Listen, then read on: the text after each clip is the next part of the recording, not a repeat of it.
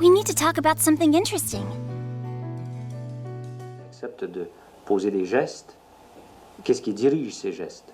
Qu'est-ce qui dirige ces gestes? Le souci précisément des autres hommes, en grande partie, le souci aussi de son propre bonheur, les deux étant d'ailleurs liés d'une manière à peu près inextricable, parce que je crois que chacun est lié à tous et personne ne peut se réaliser sinon à travers, avec les autres. Et rien n'est fait de valable pour et par les autres, sinon à partir de quelque chose qu'on a également profondément ancré en soi-même.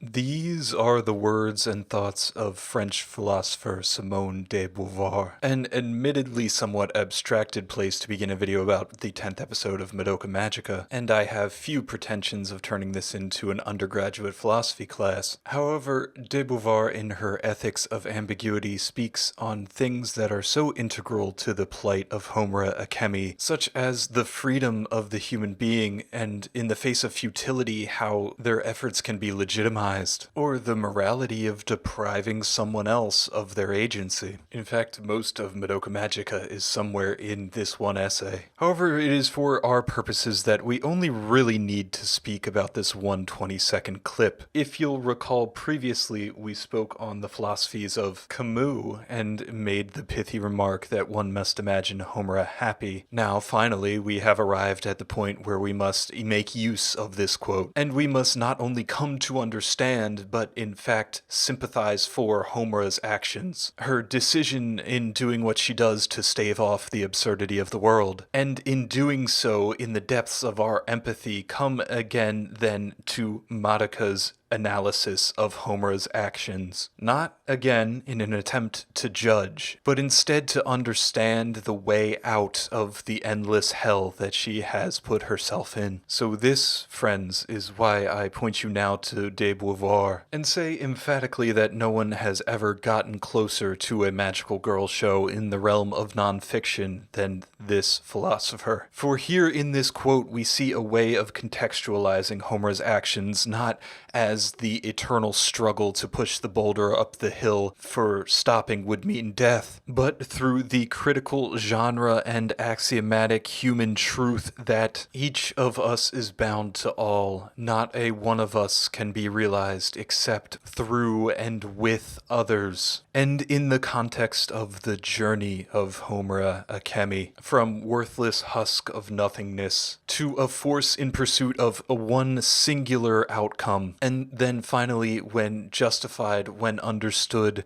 and when legitimized by others, finally then a full human being on to her next trial and able to live a full life, able to understand and cope with her decisions and her past. Homura, much like the genre inversions that she pulls throughout the course of Madoka Magica, traces that in her character arc, starting first at a complete deconstruction of a person, of a genre, working backwards, working upwards, and finally arriving at the flourishing that she so seeked to emulate when she saw in Madoka and Mami. So now, with this context in mind, let us begin to look at and better understand the journey of Homura Akemi and the causes and ramifications that lead to the decision not to rely on anyone anymore, and how incomplete a philosophy that is. Alright, that's enough posturing and epistemology for an intro. Let's instead do something a little bit more fun. There are over 20 independent, separate anime music videos using the song Angel with a Shotgun with footage from Homura Akemi. I am not making this up. Go look on YouTube right now. Most of them have no more than 300 views, and I can't say that any of them are editing masterpieces, though I kind of like this one. But I guess I'll ask, why is this, which kind of indirectly applies to Homura Akemi, so much more popular than something like, say, Penny and Stocking, which has 5, even though it fits much better, literally, with Panty Anarchy? I think it's one, because you have this kind of lowbrow American alt-rock that was popular right around when Madoka aired, and coincide nicely with the demographic that watch anime. But I think that's too much of a surface reading, and that wouldn't explain the difference between Panty and Stocking and Madoka Magica. Instead, in this song, Angel with a Shotgun, there's this direct kind of tonal clash that is so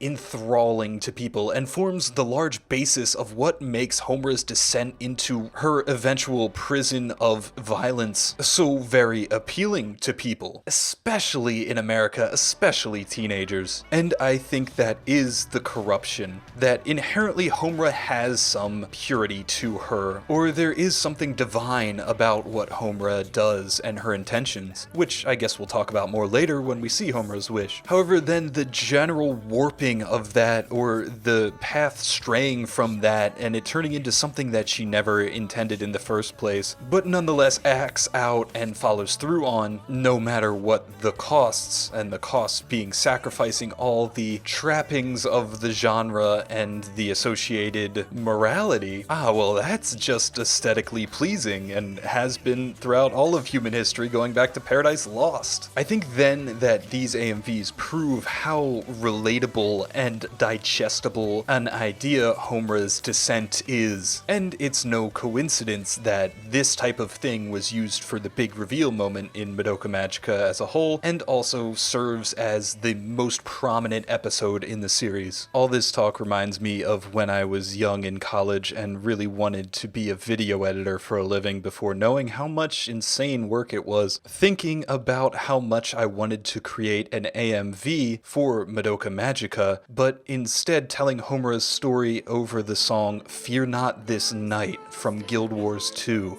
Which is a song very operatic and very sorrowful in some regards, but with this underpinning of driving hope and irreproachable positivity to contrast with its morose tone. I guess then this becomes this really cool way of talking about how you would think about Madoka Magica. What song do you put under this show to encapsulate or reduce the whole thing down to a manageable 5-minute video? And yes, we do need to talk about the character insert song, and yes, maybe you're saying Magia is that song, but instead I will say to you that this episode itself proves that Connect is that very song, which of course we'll get to later. This is probably going to be a very long episode.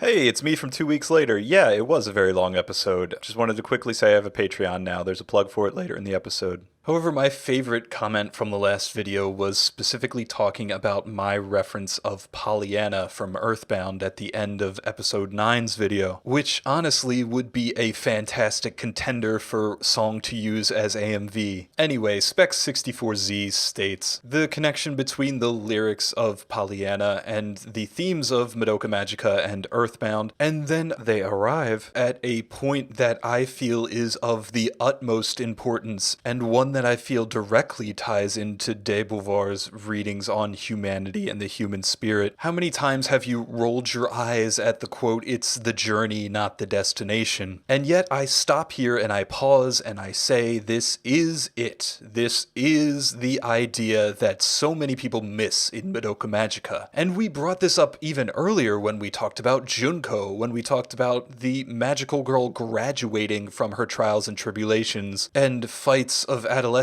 as a fully formed and fully realized adult human being, as is much the same with Sayaka and Kyoko. And so I say to you, my philosophy for enjoying and consuming narrative media, the inherent value of fiction is seeing a character's worldview challenged by the circumstances of the story, relating to what they say and do about it, and then reflecting that outwards onto yourself, your life, and the lives around you. To that end, I've never really cared if I'm watching a sci-fi romp or girls going to Antarctica or dumb high schoolers figuring out what love isn't, so long as the stories effectively challenge the characters in ways that are pursuant to the human condition. That is the journey. That's why you're here, and that's why episode 10 exists and is the crux of this show. This feels as good a time as any to respond to Maho Shoujo Maisoon, who asks my favorite character in Madoka Magica, and my cop-out answer is the preceding rant. I feel the same way for the characters in this show as the characters I do in something like Sailor Moon, where I absolutely understand and empathize for all of them. So when asked to choose my favorite, I can honestly say, as a mother or father would, that you all are my favorites. That said, I think the character that is the best written in Madoka Magica is Junko Kaname. Then maybe Sayaka, on account of all the little intricacies that we've pointed out over the course of the previous episodes. Let's briefly talk now about the duet When I'm Home, which is is the character insert song sung by the seiyuu of Sayaka and Kyoko that airs at the end of episode 9 in the Blu-ray version. The author Wowoka mainly composed for Vocaloid. They also passed away in 2019. This song, I think, in many ways is this official confirmation of the relationship between the two, certainly read emotionally, but also sexually, and it fits very generally within everything that we saw of the two in the context of the show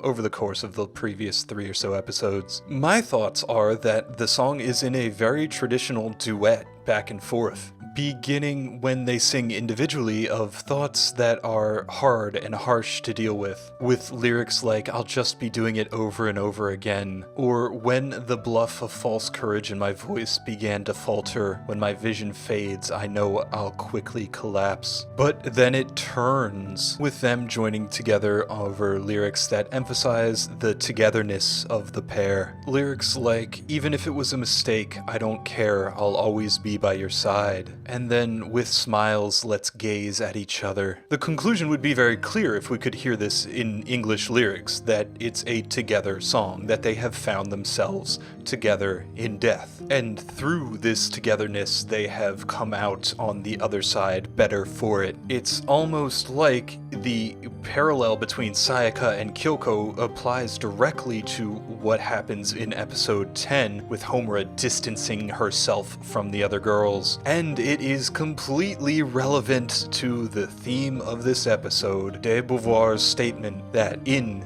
and for others lies our purpose. The simple act of understanding and validating others is the ultimate truth. I hope you will agree, relevant to our previous comment on journeys, that them meeting an untimely end does not diminish in any way the effect of the journey that they had together and where they arrived. And of course, it's just the most perfect thing for setting up the dangling carrot in front of our faces for the resolution in rebellion. This entire discussion slides very nicely into our next comment, where Art asks, theoretically, what could have happened to Sayaka if Kyoko had said the right thing? Well, first off, structurally, from the, third diegetic level, looking in on it as story, it wouldn't. I hate to begin all these things with kind of the Doyleist readings of it, but it's perhaps easier to understand than the Watsonian. It would completely attenuate everything with Homura's story in episode 10 and invalidate all the stuff Madoka does at the end, so it would just be the biggest failure of a dramatic screenwriting event. But if we disregard that and say maybe the story is structured around this being the redemption, this being the other shoe falling, and that the turn happening here instead of in episode 12, well then that would really be dependent on whatever magic system bullshit we want to go with. How bittersweet you want your endings, how structurally you've positioned this type of thing. Doubtless it would be much more saccharine, and I don't know how it really fit into the themes of the genre, and it wouldn't have much to say about tearing down the structure system and the oppression that Kyubey has put them in, or maybe it would, depending on how you wrote it. But you're already invested in this world full of, oh yeah, alien races can go fight entropy with feelings from magical girls, so the necessary suspension of disbelief for anything fantastic happening could be well within the realm of possibility. It's fiction, it's Plato, it's plot. It only serves to say what you want to say about humanity. I don't want to undersell it though. I think that if you look at something like the Sailor Moon R movie, which is famous for how well it ties together all of its characters' motivations and themes into saying that ultimate redemption coming from the same, understanding and compassion, you can get something really beautiful just in the act of creating something that says that. So yeah, imagine something like the climax of Promise of the Rose and Fiori giving Usagi back the life force in a true act of redemption and understanding. Presenting any number of counterfactuals would say something else entirely, and again is for the realm of fan fiction. Talking about apocryphal bullshit that is mostly made up by the fans, killing it with these transitions. Caffeine brings up the fact that some of the facts I stated in the last episode may not actually be true, or are partly true.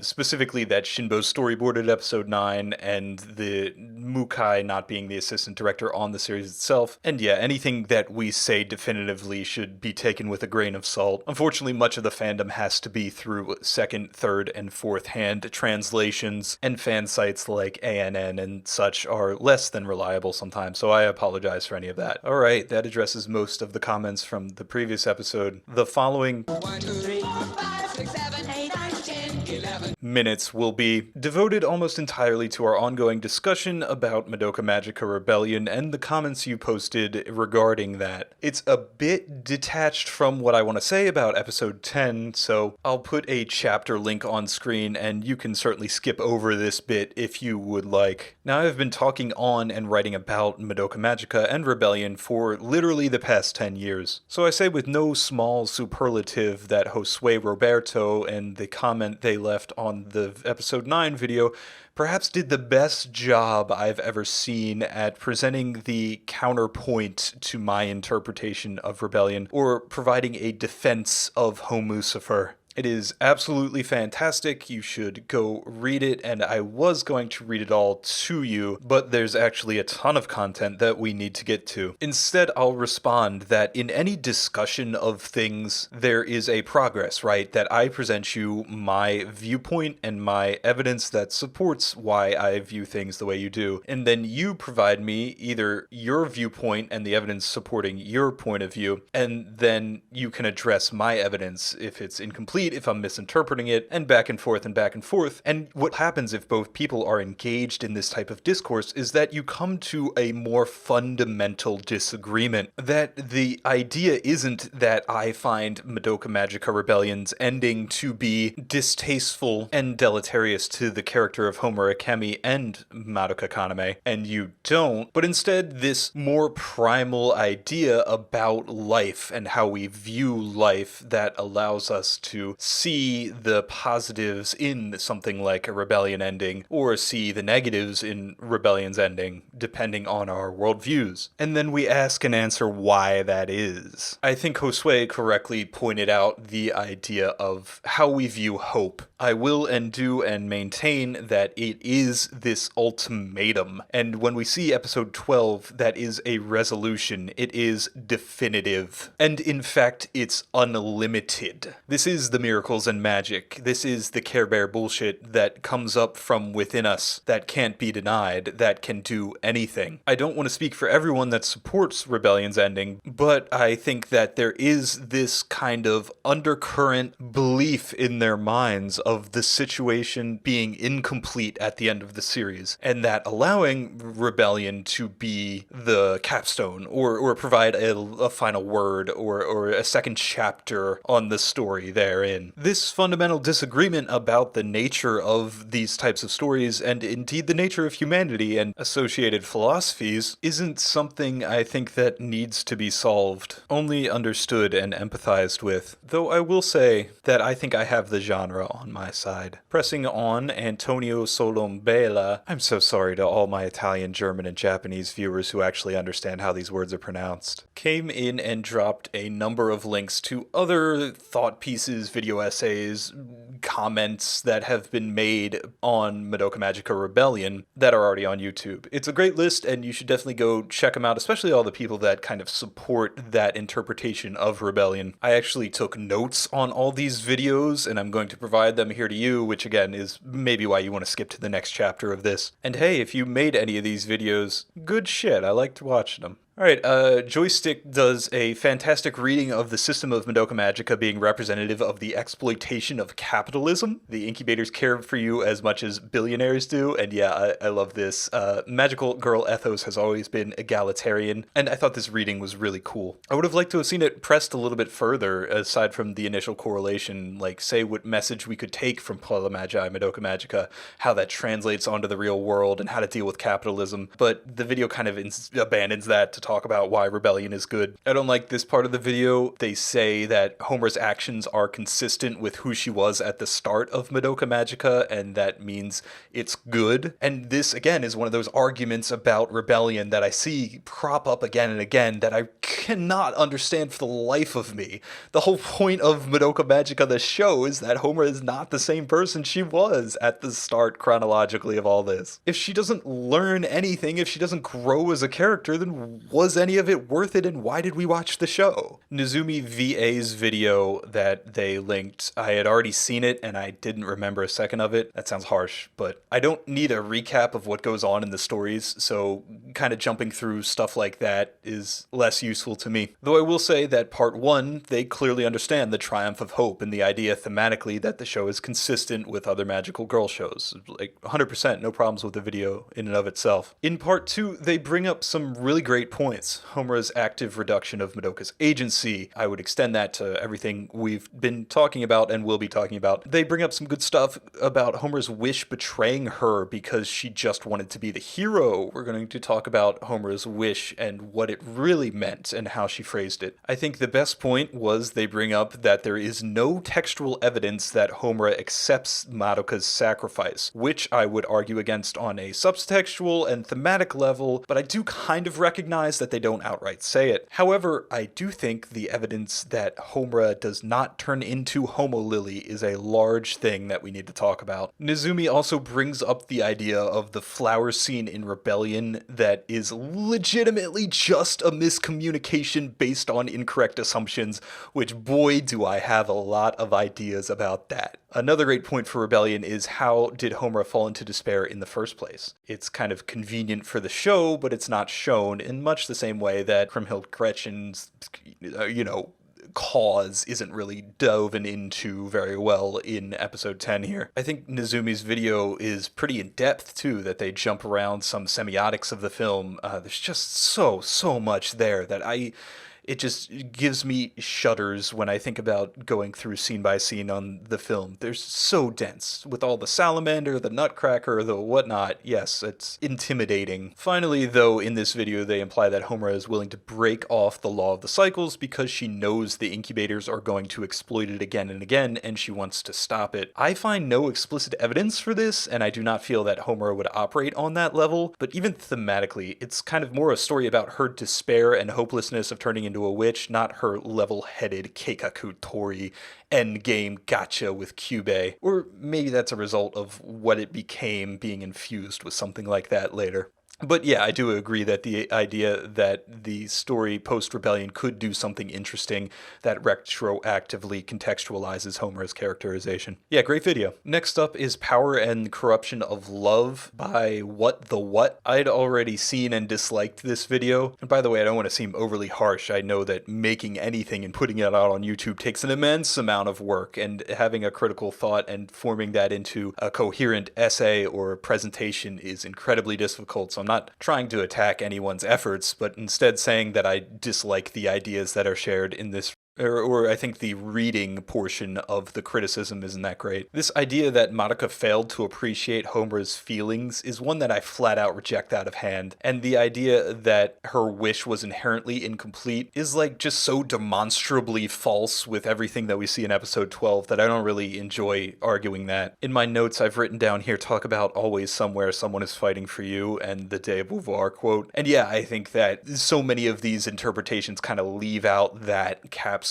as evidence that Homura is being supported by Madoka and supports Madoka. Finally then, we come to the take of Best Sonozaki from May of this year, which I absolutely love. Everybody go watch this video, can't recommend it enough. It's a real great grab bag of a lot of high-minded themes of the show. They talk about not taking and replacing your own ideology, but learning to accept the differences of loved ones, etc., etc. Many of the things I've said over the course of this series are said here in this video much more concisely. The only problem I have with this video is I think that there's this existential defense of Homucifer that both Nizumi and Bess fall into that I've seen again and again, and I it really bothers me. It's that because this thing exists, because this work of fiction is extant, it must be meaningful. It must stand as the second and clear pillar of the work because it's there and canonical. And then we work backwards to get to some readings like Hope is Madoka and Worldliness is Homura, and Homura we see in Rebellion must be valid, and she must never have understood Madoka's sacrifice in episode 12, etc., etc. I don't think this does justice to how much those readings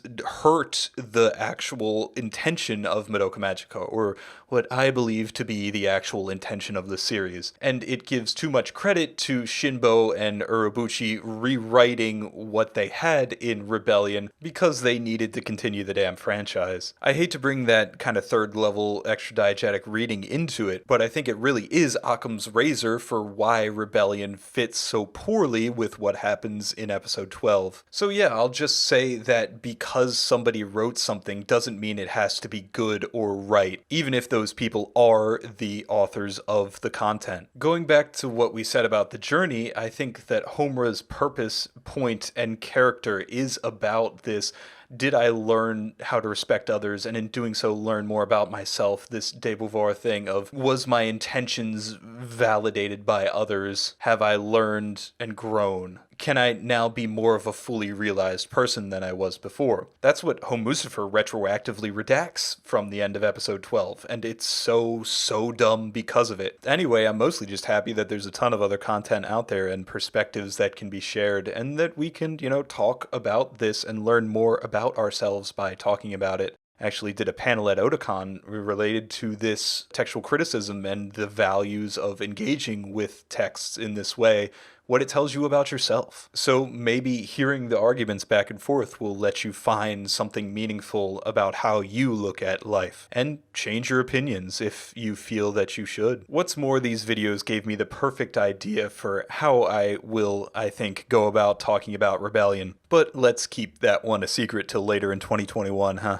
Alright, to begin the analysis of episode 10 of Madoka Magica, we immediately notice that we are placed outside the traditional pattern of what we have seen over the previous 9 episodes. Every episode so far has opened with the bars at the top of the bottom giving a cinematic flashback feel in sort of a recap-esque way. This is the first time we see that broken, and it very deliberately moved to the end of the episode. Furthermore, we spoke towards the pacing, especially in the second half of Madoka Magica, how it does keep this continuous chronological emphasis, resulting in a consistent and followable story. Thus, with the first and opening shots of Homura Kemi in her pre-magical girl form, we immediately understand that we are not in that chronological path, and something of course is wrong here. Our viewer brains have to think that Homura Kemi does not fidget with her bag. Why are we seeing someone who looks like Homura Kemi with a different hairstyle fidget with her bag? Now, consciously, yes, if we just saw this screenshot and then paused it, and I told you this is the first screenshot of episode 10, and you'd only seen up to episode 9, you could go back and you could figure out all the time traveler symbology and all the clocks and everything, and likely come to a place where you could guess that this is going to be previous to the events of the series. However, what's very nice is that this is a cold open, and that Urobuchi asks you to do this over the course of the episode. No context, no narration, no lower thirds or something explaining this happened sometime in the indefinite past. Shaft has very deliberately forced you here, the viewer, to consider where this goes in the story of Madoka Magica and how this relates to what we've seen of Homura Kemi in the past, or future, depending on how you want to look at it. As a result, the continuing storytelling device of removing the viewer, even on the first watch through, from that first diegetic level of enjoying the story simply as a story. Shows will often get justifiable credit from critics for asking the viewer to pay attention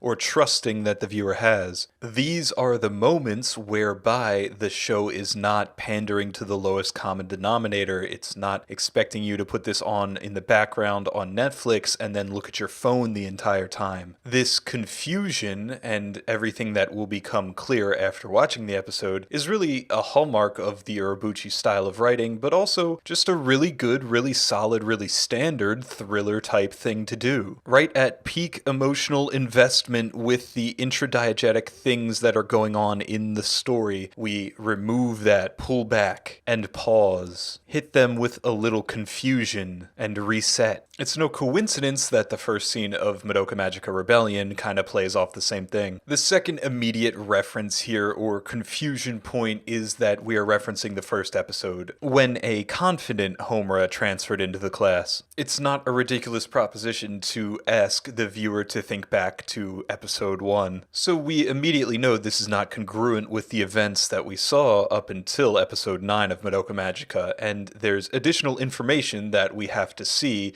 to be able to rationalize the plot going on here. This is a very easy and obvious way to build investment in this episode. I think it's especially relevant that Homura Kemi was in the hospital because she had a heart condition. It's a pretty general metaphor, but still a very important one, that she's weak-hearted, and we see later how much she lacks conviction and passion and love, all things that are associated with the heart, though in a broader sense you could also say weak-willed, I suppose. Furthermore, the brightness of the classroom and the brightness of the acoustic guitar in the background very much lends an air of safety under this scene. Again, referencing what we saw from Mutakihara City in episode 1. The directing mostly just focuses on close-ups of Homura as the people swarm around her, and then the close-ups of Madoka as she rescues Homura. It's pretty easy to understand Homura as an introvert here, or uncomfortable in social situations. This is kind of relevant too, because if Homura had been somebody who is able to communicate with other people more easily, and someone who is able to make friends, then a lot of what she does in the following timelines wouldn't make a whole lot of sense. Also, we need Madoka to be pristine here, or something that we would believe Homura would chase after, a savior of sorts. And the dialogue totally does that. Of course, the localization needing to explain Homura meaning burning is a good reference, and is done well enough. However, I do feel that the one thing the English dub really misses hard on is emphasizing the whole Homura calling Madoka by her first name thing that happens later in this episode. It's really difficult without the cultural context of people using their last names primarily with honorifics, but it's a moment that hits in Japanese and absolutely misses in English. Anyway, in the hallway scene where we had Homura tell Madoka that she wouldn't want to abandon her family and friends and all that stuff in episode 1, we instead get Madoka saying that she should be cool to live up to her name, and the shots match, of course, the shots from episode 1, emphasizing Madoka leading, Madoka turning around and her feet, and a very slight blush as Homura doesn't know how to take Madoka's emphatic greetings. Now, of course, we have all the context that we need for the first episode when we saw this exact same conversation try to happen. When Homura is off-putting and dour, Madoka does not offer to call her Homura. Instead, she says Miss Akemi, and we see how much that hurts Homura. That's repeated in episode 1 when Madoka brings up that she has an unusual name, and it cuts again to the very downtrodden, eyes cut out and shadow shot of Homura's face. That exact conversation is the thing that causes Homura to turn around in episode 1 and address her directly. Subtextually, what we see in this scene is a Homura without purpose or drive, and a Madoka full of that and wanting to share it with others. The idea here is that Madoka has hope to change, that even if Homura is not a cool person,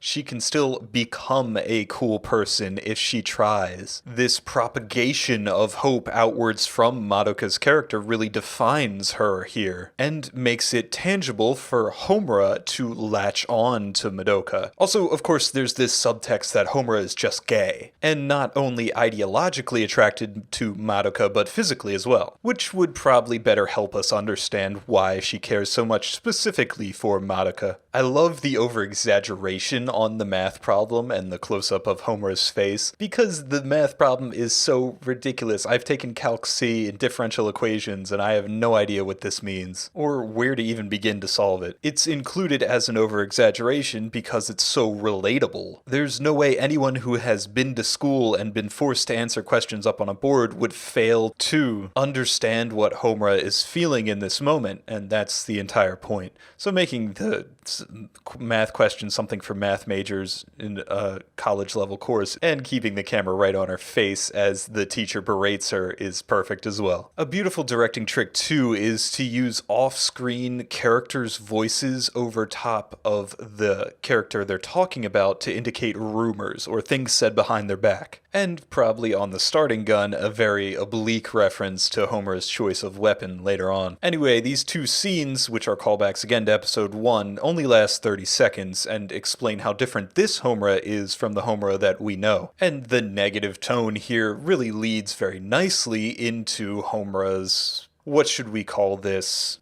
Melancholy descent into the suicidal ideals. It really connects to what we said, I think it was in episode 4, that magical girl becomes a witch when she reaches the point of despair, but a normal human being would just die or kill themselves. So though this bridge, I believe, is in reference to episode 2 when Mami and Sayaka and Madoka are walking over it, I don't really think there's a ton of symbology behind it. Though, of course, the sun setting is a very clear metaphor, and I love the jagged rocks at the bottom there, giving the subtlest of implied hints that she would just jump. Once again, do we remember the idea of the straight lines warping and everything warping around the character when they make an assessment that is a warped point of view? The other, of course, established symbol of the checkerboard pattern that we've equated with the Witch's Labyrinth already, or the black and white mindset that we've seen in the past, even as the color drains out of the scene. I suppose the only really interesting thing I have to say about Isabelle as a witch is that she is able to be understood by Homura. While this is a minor plot beat that doesn't really matter any which way, symbolically I think it's really cool with what we just got done saying about Sayaka in episode 9 and her unintelligible screams and refusal to understand her thinking and her point of view. So it's nice that a suicidal person would understand the point of view of a witch. Of course, if she had the emotional knowledge to be able to talk somebody down off the ledge, she wouldn't be suicidal, so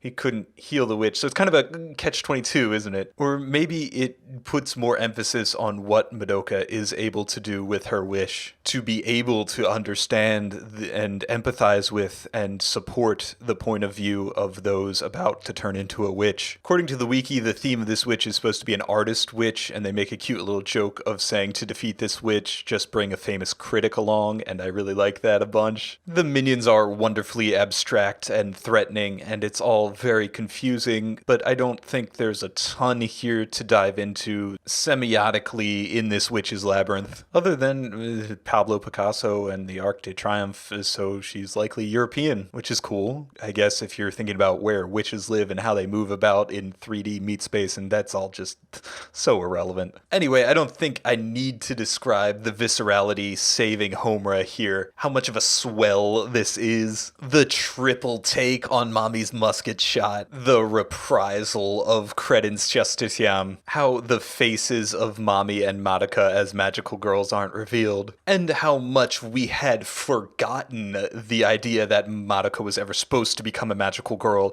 or that Mami ever did fight for love and justice, and that coming back here and in this cool, triumphant way is just such the quintessential oh shit moment that it feels like this reward for the viewer of, oh man, hey, I remember those guys, oh man. And then of course Homer sitting down and staring up at them, this golden radiating light that she looks at as the witch explodes, this symbol of something that Madoka was talking about earlier, of something to move towards, of something to do, of something to want to be, this glowing sunshine that is cast upon her. Directionality-wise, it's much the same as episode 12, that Madoka's ahead of her up and to the left, and Homura is constantly chasing her. Perhaps the biggest thing to recognize about episode 10, even more than all the themes, even more than anything related to the plot, is that this is what Homura saw, or this is what we are told Homura chooses to remember. Thus, when analyzing everything that happens in episode 10 with Homura's point of view in mind, we can see what's important to her, and by looking at her blind spots of what we're not shown in episode 10, then we can kind of see this on the second level of diegesis. While this is engaging action that happens throughout this episode, it's some of the best action in the series. It's also very much a structural thing of being a plot point in, again, Urobuchi's thriller ride and the real linchpin to the series pacing. But in between those two readings is where Madoka Magica, all the way from episode 1, has invited us to see this show and insists again and again that we kind of look at it from that point of view. Not fully Watsonian, not fully Doyleist, but instead somewhere in the middle, a voyeurism that is still nonetheless inside the story. Because that provides us with, especially in this episode, the feeling of Homura Akemi. That she is being trapped in this story, yet somehow still watching the story from the outside. Just like at the end of episode 8, we were confirmed to be an active participant in the story, while still being critical externally to it. Homura Akemi lies in the fuzzy ambiguity between character in the story and character out of the story. And these next few scenes will show us how her inherently deviant position in this way allows her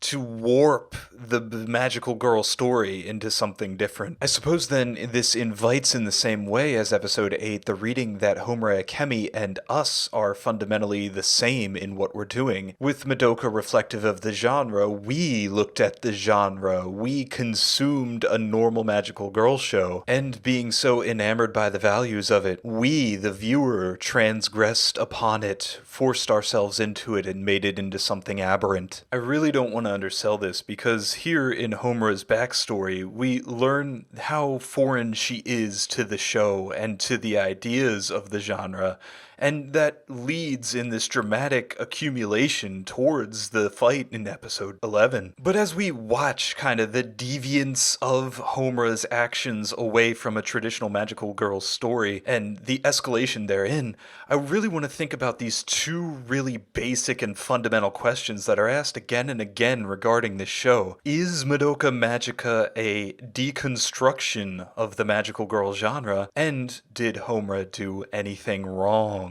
Towards the prior question, it's definitely complicated. I know my views have changed, I know what constitutes a deconstruction can change, and I may even be contradicting myself within this own series, but I think it's kind of a maybe, but ultimately no. What we see here is the deconstructive elements. We see in the first timeline, Homura dumped in a normal magical girl story to watch it play out. In fact, through this first timeline, there's not much here to go off of or anything really to say, other than it very much reminds of any magical girl climax, particularly the first season of Sailor Moon. Things are, of course, simple. And Kyubei's deception is left hidden because Homura's efforts haven't pried it out of the story yet. And we talked earlier about Kyubei's deception being one of the most transgressive elements of the magical girl tropes that we've come to know. I think something over the next couple timelines that really shows how deviant Homura is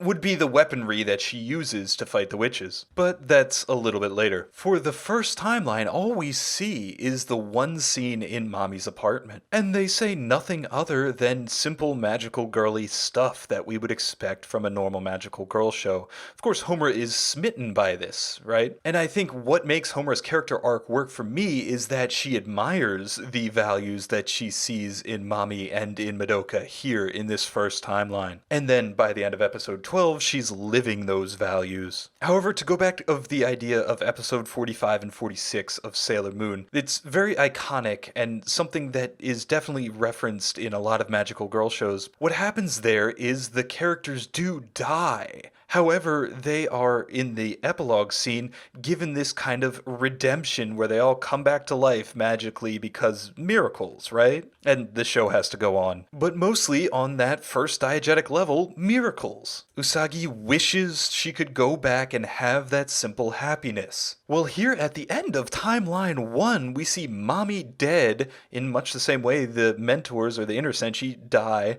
and then Usagi, Madoka, jump out and kill Walpurgis Noct, and then die. And that's it. A bittersweet ending to be sure, and possibly in line with other magical girls, tonally, but without that epilogue scene of everybody comes back to life and enjoys their happy everyday lives together. And now, looking at that resolution and not being able to accept that, being a passive viewer throughout timeline 1, we see Homura then move from the first diegetic level of she's experiencing this with Madoka and Mami, and then become the influencer. Become, with her wish, somebody who tampers with that. Some magical girl fan who watches this story play out and says, I cannot accept this sad ending. Give me my miracle. Where is my miracle? And she, with her wish, rests. That is WRESTS. Rests that miracle from the story that she was given in this act of defiance against what happens, and forces this story to give her the ending she wants. This is the ultimate act of agency for somebody who receives a story or a viewer of a story. It's not unlike somebody creating a fan fiction. Now Homura, with her wish, her dissatisfaction for the outcome of the simple tragedy that she bore witness to, now becomes the agent of the story. It reminds me, not unsurprisingly, considering this is my other favorite show of all time for much this reason, of Princess Tutu. A non-participant in the story doesn't like what's happening in the story, and she wants to create her own selfish, better idea of what the story should be. So she takes up the offer for power. She accepts the onus to create a better story. Though Kyubey, of course, not as informed as Drosselmeyer, the plight that befalls Homura matches Duck's very closely. May those who accept their fate be granted happiness. May those who defy their fate be granted glory. And happiness is what Homura surrenders by accepting the agency to chase her glory. In this agency dynamic here, there is a sliding scale, of course. Over the course of the next few timelines that we see, it goes from Madoka having all the agency and Homura being a passive viewer in this first timeline, to Madoka being a mostly passive viewer of Homura's story. That end of the continuum is not the 9 episodes that we've watched previously, because Madoka does take a lot of agency in multiple points that we've noticed over the course of this timeline. However, that's in the 4th timeline, when Homura destroys Kyubey every chance it gets to contact Madoka, but loses in the fight against Walpurgis Nacht. So combining these two ideas, one, that Homura is willingly depriving Madoka of her agency as magical girl protagonist, and then 2, that Homura is the agent by which this story deconstructs the tropes of the magical girl genre, we come to the idea that tampering with the tragedy or the sacrifice at the end of the magical girl show, of not respecting the power of having something to fight for and die in, is what really gets us to break down what makes magical girls,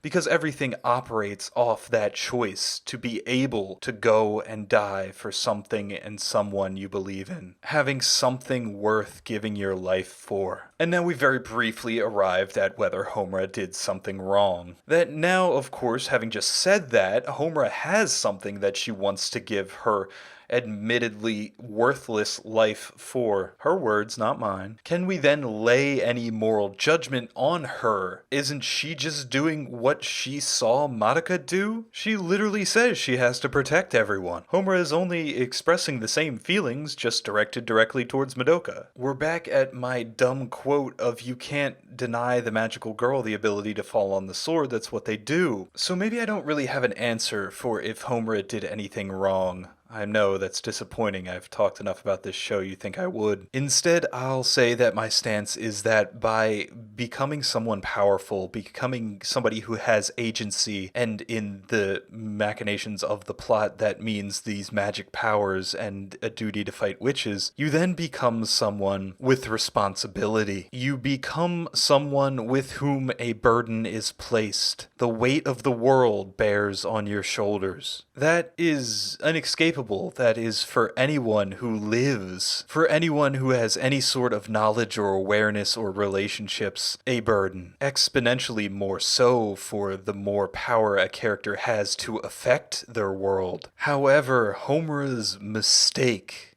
such as it is trying to bear the weight of the world, and in turn the weight of the genre she has assumed, on her shoulders and her shoulders alone. And I'm gonna stop you right there before you jump down into the comment sections and start writing a comment about how Madoka did just that. That no, she does the exact opposite. She bears every burden with every magical girl together. And her informed choice to become what she has always wanted to be is completely different than the ass-backwards reduction of self that Homura finds herself in now. Anyway, in this way we answer kind of the third most popular question of Madoka Magica. Was Homura's wish selfish? Yes, but not in the way you may think. Her desires are pure. Her interpretation is selfish and a bit masochistic. Alright, what else do we have to say about Timeline 1? I mean, aside from this is still my favorite shot in the series. I know I said that about the blood in episode 9, but I lied. This is it. Oh, but the fact that we don't see Kriemhild Gretchen here, or Candeloro for that matter. Both Mami and Madoka die without turning into a witch. Now that wouldn't in and of itself be too weird. I mean, we see Mami die in this way earlier in the series. However, we don't see the actual battle here. Again, maybe because it didn't matter to Homura, maybe because it would be much easier to save the animation budget for other things. But this implies that at the end of Timeline 1, which we've established as a normative magical girl story ending, there's no corruption of the soul for anyone involved. Because why would there be? There's no deception from Kyubey, there's no ulterior motives going on anywhere in this story. This, of course, directly contrasts with what we see from Homura later on, after she tampers with this pristine story she's been given. This also leads me to saying that this is probably the biggest plot hole I see Gen Urobuchi pulling in Madoka Magica. Even bigger than Nobody Has a Cell Phone early in the series.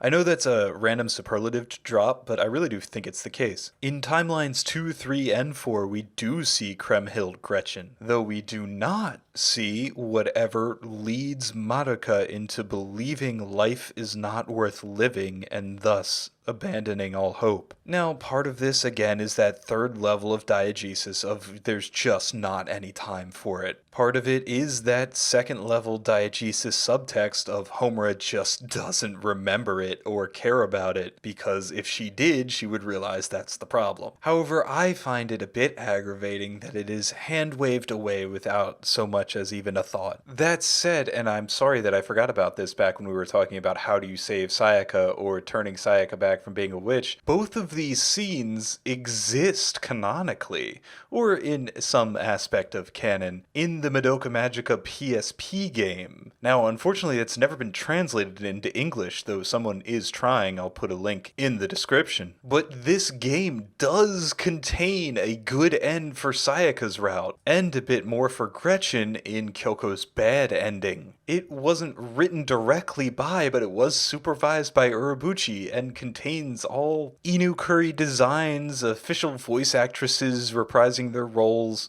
everything that you would want as a fan of Madoka Magica. It's just locked behind the language barrier as it was never translated into English. That said, you can watch some videos on YouTube that do have English dialogue for Sayaka's good end, and then I would recommend Kyoko's bad ending as well, though that one has no English translation. All of it's kind of literally exactly what I talked about in the previous videos, I swear. That said, we don't really need to know why Madoka fell fell into despair in these subsequent timelines. We only need to see that in the first timeline it doesn't happen, and in the later timelines the witch gets worse. Thereby, of course, we correlate Homura's resetting of time and redoing of everything to the intensification of Madoka's hopelessness and sorrow and grief at the moment of the defeat of Walpurgis Nacht. The only thing that's really meaningful is that as Homura does it, it only gets worse for Madoka. This allows us to understand why Homura would buy in when Kyubei talks of the equality,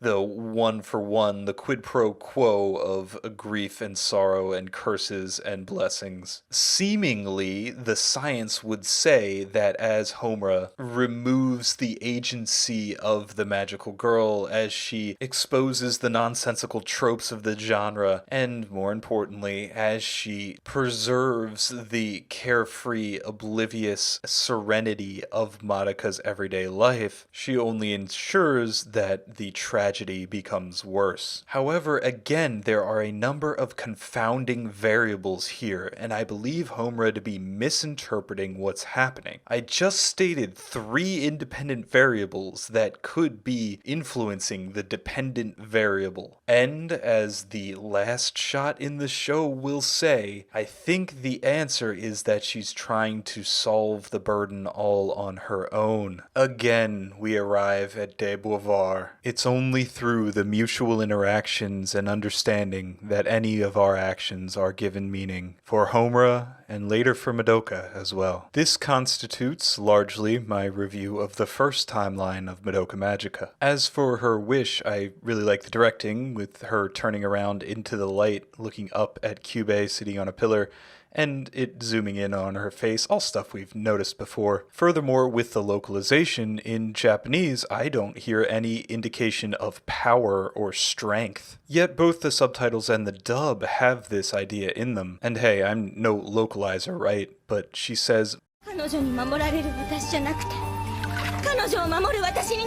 which is simply, I do not want to be protected by her, but become someone who protects her. I think this is meaningful because the English translation is a little more selfish. And I think the idea of strength, pursuant to the idea of Homura's hypocrisy that we touched on last episode, is kind of a misjudgment either by Homura Akemi or one last little hoodwink of this series. Spoilers, but neither sheer force of will nor sheer manifested physical power is going to do anything at all to satisfy Homura's wish of being the one who is able to protect Madoka Kaname. Though I can't really find any visual metaphor in the lines symbolizing Homura's time travel, aside from the red strings of fate which are shown later in the episode, there is a very strong visual symbol that we've seen since episode 1 that is called back to in her reawakening through an eyelid. The same shot appears near the end of the opening. Something, of course, that we need to touch on later when it becomes apparent is that this isn't Puella Magi Madoka Magica.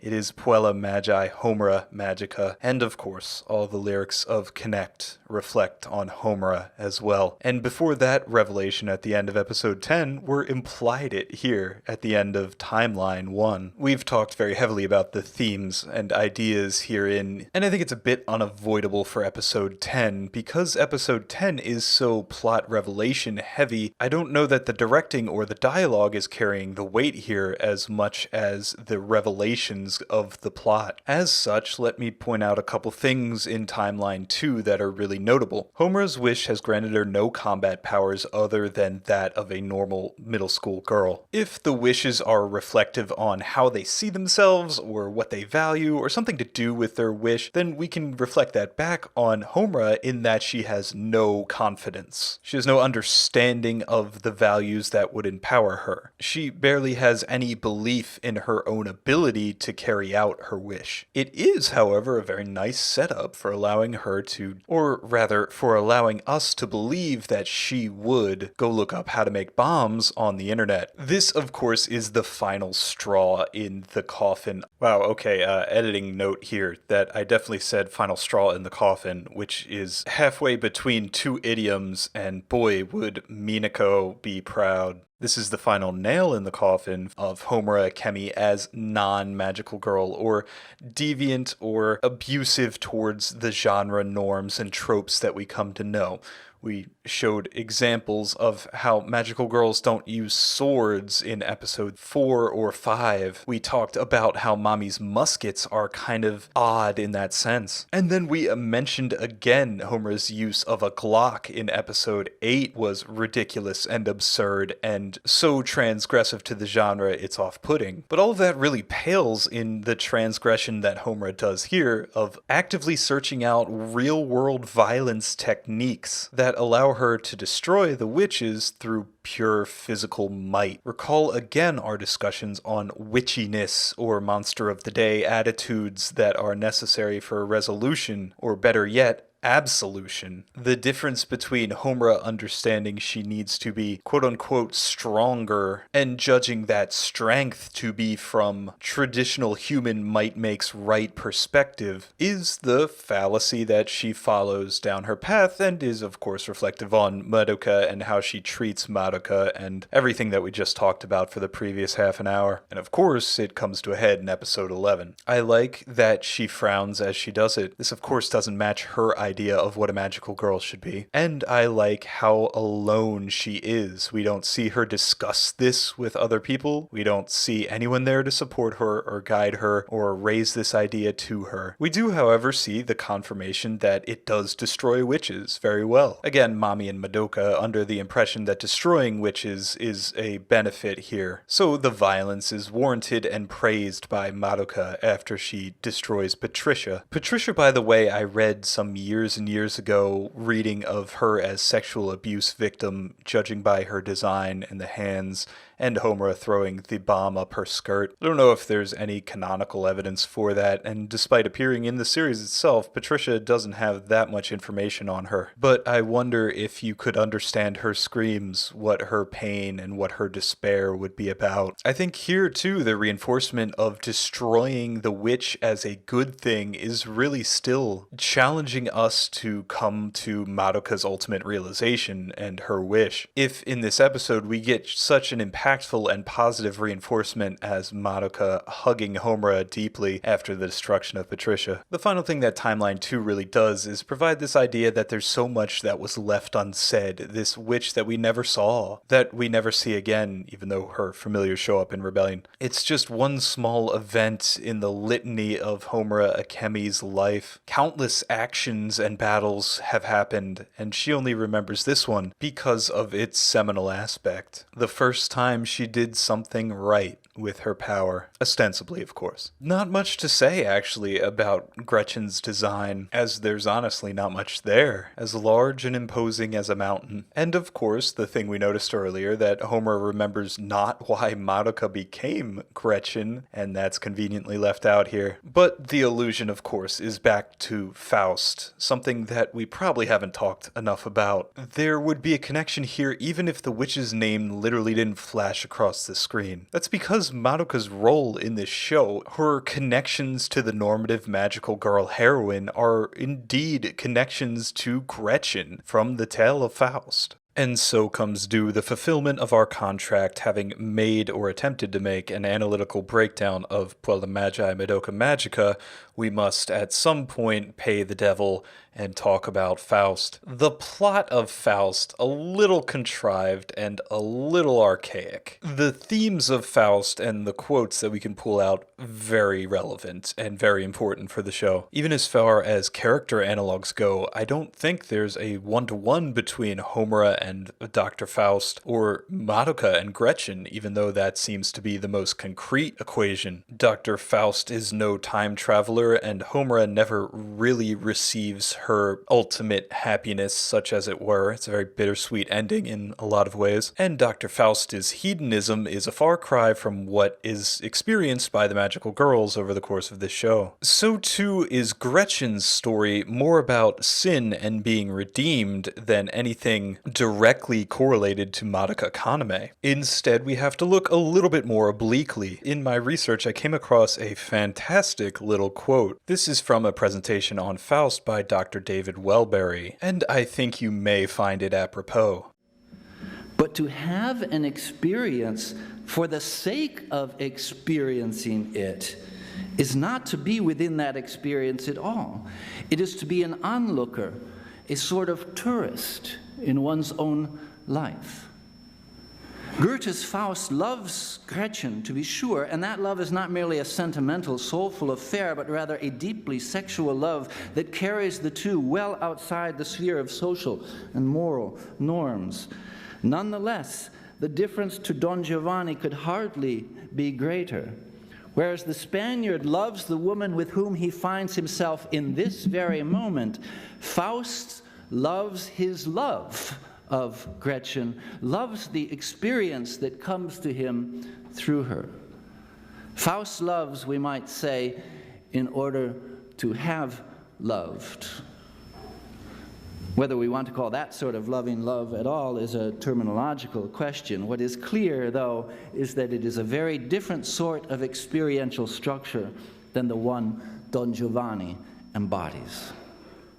In Homura's wish here, in Homura's actions in the following timeline, is there some credence to the idea that Homura wanted to grow with her wish, grow herself? When we said in a previous video that we would stop reducing the synecdoches of love in something so trite and so pithy, this is precisely what we're talking about. I'm not questioning Homura's love of Madoka. I am, however, questioning Homura's motivation when she speaks the words. Does she truly want to save Madoka? Well, no, we see that in the end of timeline 3. She's happy being a witch with Madoka and tearing down the world together. Does she then speak the words of her wish with some motivation in mind that is not purely altruistic? Though, seeing as how altruism didn't really do much for Kyoko, that's probably a bad metric for a wish anyway. Rather, I think with her established failings and terrible self-esteem,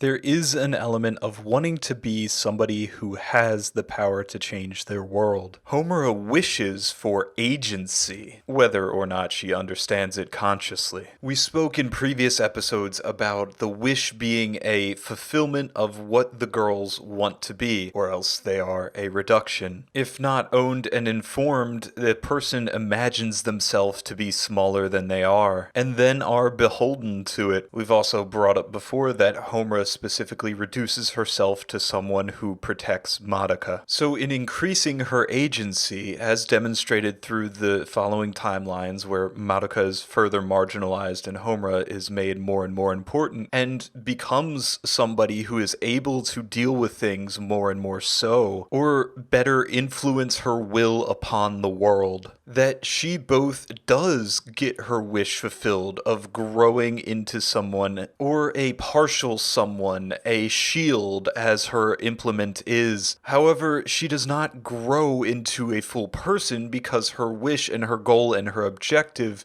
was never to become a full person, it was to become merely a shield. So Homura is strange in that she both grows, she never had anything, she was worthless, she started at zero, had no family, had no connections to other people, had no purpose for living whatsoever. In that sense, her wish implements a meaning of some sort, a doing of something onto her. But then in other sense, it does reduce her at the same point, that even though she may have thought she was a nothing human being, she still had some intrinsic value because all human beings do. And she has willingly abandoned, thrown away, any sense at this standard, what I would call grace of living, something that is later touched on in her scene with Junko. Homura loves the idea of having someone to love. She does not love the moments and the experiences that she undergoes. That is the lesson she learns from Madoka. And I think even at the beginning, and this is actually something that is expounded upon in the PSP game too, Homura sees a love of life in Madoka,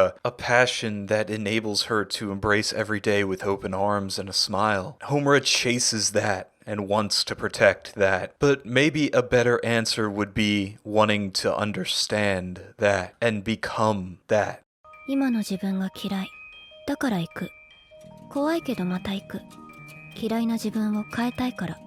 Oh, hold up. Who put this clip from Wonder Egg Priority in here? This is not, well, I guess it is what we're talking about, but coming back again to talk about Madoka's relationship to Gretchen. This is what the relationship is between Faust and Gretchen and how it relates to Madoka and Homura. This idea that we just spoke on is this jaded versus naivete argument. How can someone like Madoka dumbly and simply embrace the world in all its objectively negative, deleterious, and embarrassing elements? How can Madoka still love living even though it is so terrible? That simple innocence is the key. And of course, Homura notes that by the start of episode 1's timeline. Gretchen likewise maintains her faith after killing her infant and doing some other rather despicable things. She still cares for others even in her prison cell, still hopes for the redemption of both herself and Faust. She also very clearly represents the idea that love redeems, and so too does her love for Faust, and her desire to see him elevated eventually redeem Faust. This is as much the cheesy Care Bear bullshit as you could make in the 18th century. It is a fundamentally, classically romantic work. That's romantic with a capital R. And though it's far more complicated than the scope of this video, a lot of it does connect back to what de Beauvoir said regarding our purposes and desires in life. Heavy value placed on the emotions of human beings, of the strife of the individual, and those feelings and emotions somehow triumphing or being more central to the resolution of the circumstances presented rather than any type of logical law and order is the definition of romanticism, and it's the heart of both Goethe's Faust and the magical girl genre. One final aspect of Faust before we move on. There is a lot of credence and power given to the pursuit of knowledge in a way that directly translates in Madoka Magica. Homura's actions expose the truth more so. They show Kyubey for what it is. They show the situation for what it truly is, and the witches. By revealing this, by doing this, by even unintentionally acting this out, Homura has, by her pursuit of knowledge, came to a situation where the truth is more widely known and thus able to be attacked in a way to resolve the problem much better than it would before. This is in reference to all the times we see Madoka restricted from making her wish. Her wish goes from saving a cat to making a cake to saving her friend and then her friends and then saving everyone everywhere. Forever. And it's only by Homura's never-ending struggles and by her, in turn, thirst for knowledge and truth and purpose that we're able to have that from Madoka. Some quotes you may find relevant. There are but two roads that lead to an important goal and to the doing of great things: strength and perseverance. Strength is the lot of but a few privileged men, but austere perseverance, harsh and continuous, may be employed by the smallest of us, and rarely fails of its purpose, for its silent power grows irresistibly greater with time. Or perhaps this one a bit more relevant from when Faust visits Gretchen in her cell. A long-forgotten shudder grips me. I'm gripped by all of mankind's misery. Here behind these damp walls she lives, and all her guilt's illusionary. Do I tremble then to free her? Do I dread once more to see her? On, fear adds to death's proximity. Or maybe you prefer this quote from when Faust loses his deal with Mephistopheles and admits to his love of Gretchen and the faith that he has in the redeeming quality of her love. Mephistopheles: and then you'll speak of faith and love eternal, of a single overpowering urge. Will that flow so easily from your heart? Faust: enough, I say. It will. I fear, though, that maybe I have lost the thread on episode 10 of Madoka Magica. Let's put us back at the start of Timeline 3, when Homura, with the identity of a witch in mind, goes back and retells that to all the girls. This is interestingly enough the first time we see Sayaka, or Kyoko, mentioned in episode 10. The most dominant or easiest reading being that Homura just doesn't remember them as much, though their absence in the Walpurgis Nacht battle is kind of notable, indicating that largely they probably didn't contract, or Kyoko didn't come to Mitakihara City in the previous timelines. Of course, the other reading is that it's just not that important. Everything that is in this scene we have talked about previously in other regards. Sayaka's perceptive ability and her inherent distrust of certain people combining to have her write off other magical girls. The failure to communicate, the value of searching for more and better knowledge to make a more and better informed decision, the idea of the pipes, harkening back to episode 5 of how Homura rewrote the landscape after Kyoko and Sayaka fought, the industrial complex, and its tone of artifice. And what's more, I think in all of these shots, my favorite symbol, a harsh lens flare,